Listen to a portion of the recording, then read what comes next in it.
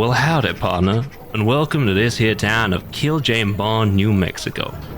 Starting out as nothing more than a couple ramshackle huts where two roads happen to cross, we built this town up to a bustling hub of Old West trade and commerce, which to us, of course, is the current West.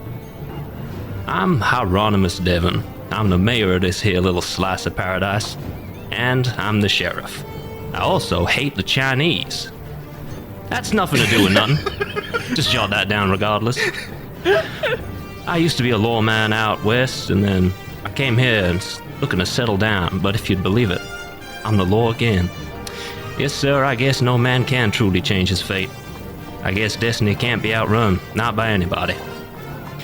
Anyway, joining me is a transgender woman. Yes, sir. I reckon that's thematically coherent with what I just said. I've thought about what including a trans person in a narrative would do to this, and I've decided it's fine. But look at me here, flapping my gums when I could be introducing you. This here's our very own Belle de Ball, the wonderful Lady Abigail de Thorne. Hello, my accent has mysteriously not changed at all from being English despite being in this Western. It's completely fine. I also used to be a lawman out west. We all used to be lawmen out west, The entire town is... I suppose it doesn't rightly matter where you came from or who you used to be, so long as you're willing to make a fresh start here. Hey, that's a mighty fine theme. Maybe I should start this whole thing again and use that one instead of the inadvertently transphobic one I had. Ah, well. I guess some things you truly can't start again. You'll always be, fuck, that one's transphobic too. God, fuck. But wait, what's this? Riding out of the setting sun. Oh, thank God, it's an outlaw come to kill me. Wearing a jet black 10-gallon hat, a policeman's riding cloak, and no less than 15 different sheriff's badges. It's the legendary Rootin' Tootin' Alice Wild Bill Texas Coldwell Kelly. They call me Tranny Oakley. Yeah, this is actually the 10-gallon hat that the frontier marshals use. They call me Cock Holliday. I actually, in writing this, I was like, fuck, Bella de Ball would be a fantastic drag name that's for like really an Old West good. belle. So I'm still so riding the good. high of Tranny Oakley. Tranny Oakley's really good. That's all I've got. Kill James Bond, go.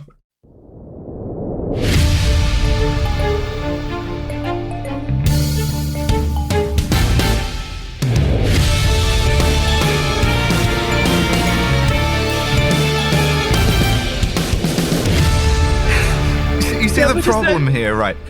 I picked this one. I picked this movie because I thought, this will be a nice, easy one. We'll have a nice time. We're not going to have to work too hard. And instead, 3 minutes of cold open have scientifically obliterated my brain.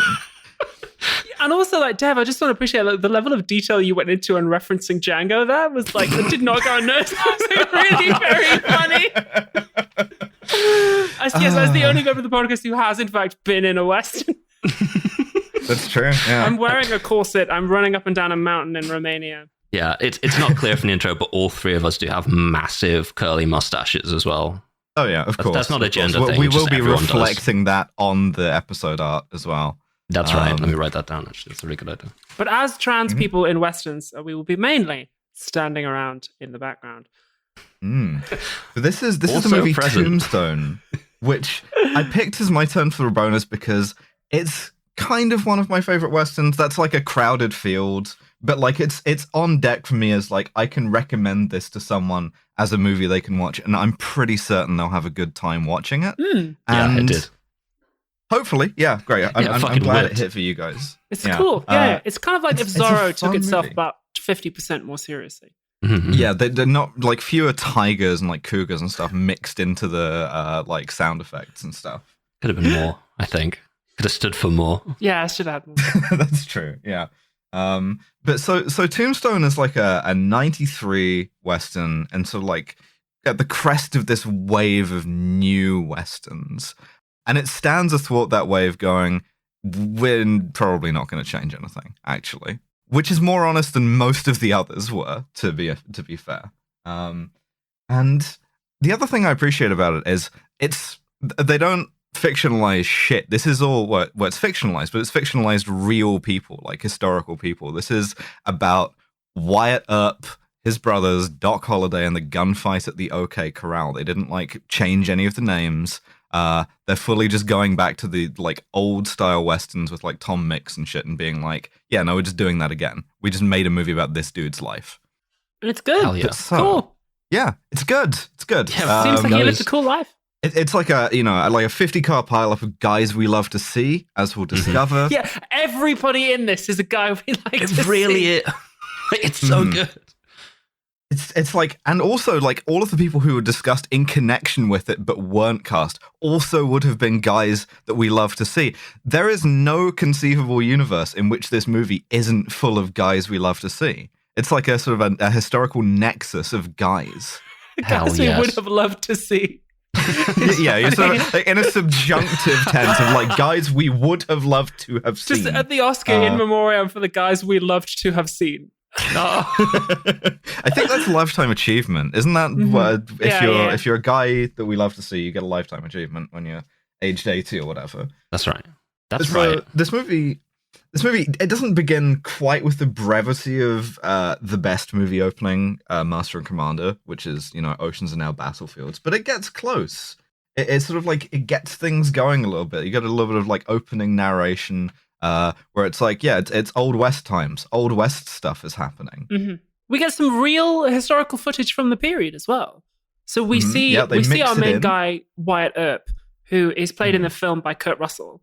But we see him in the opening. We see the real guy, which is kind of amazing to just see like film footage from the 1800s. I was like, oh, wow, that's exciting. Yeah, whips. It's so good. Everyone was walking around really fast because back then they were all on cocaine. Like, that's cool. Yeah, back in the day, you could just get cocaine eye drops, just like over the counter. You could. I'm not saying it was a better time, but it was a more interesting time. But so the framing of this is the Old West is happening. The economy is like creating boom towns and mining and shit. They find silver in Arizona and there's silver boom towns. But this results in crime. And specifically, the earliest form of organized crime in America, a gang called the Cochise County Cowboys.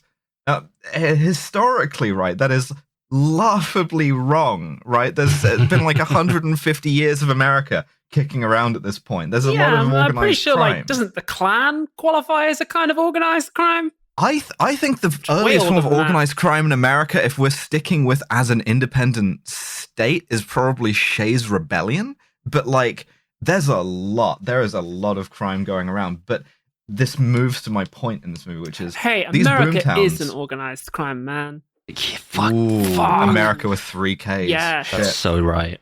That's so but true. like these silver boom towns, right? They have murder rates higher than modern day New York or Los Angeles, and that's a direct quote. And that gets me to my thesis about this movie. Not worried about that. It's a cop western, even in like an already cop genre. And I say this like fairly complimentary way. This is a cops movie. This is a movie for police. Oh yeah, I mean it's fully shouting out the LAPD and the NYPD right at the start. There, it's like pointing out and being like, you guys are like Wyatt Earp in many ways. Yes, yeah, and they because and they are. It's like obsessed with, in that you do a lot of racial violence that no one really talks about.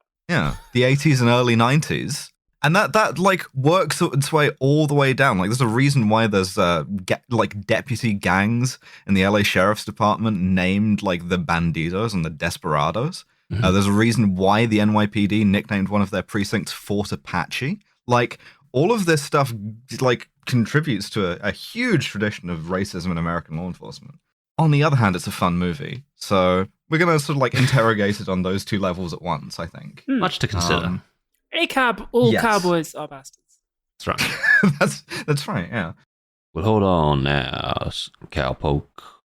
If you want to listen to the rest of this here episode of Kill James Bond, you're gonna have to go to our Patreon, and that's patreon.com/killjamesbond for just about £5 a month.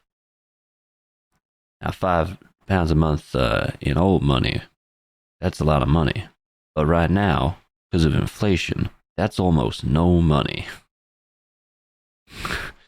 Cause of what with society and all. Alright, it's killjamesbond.com/Patreon, all one word, and I'll see you there.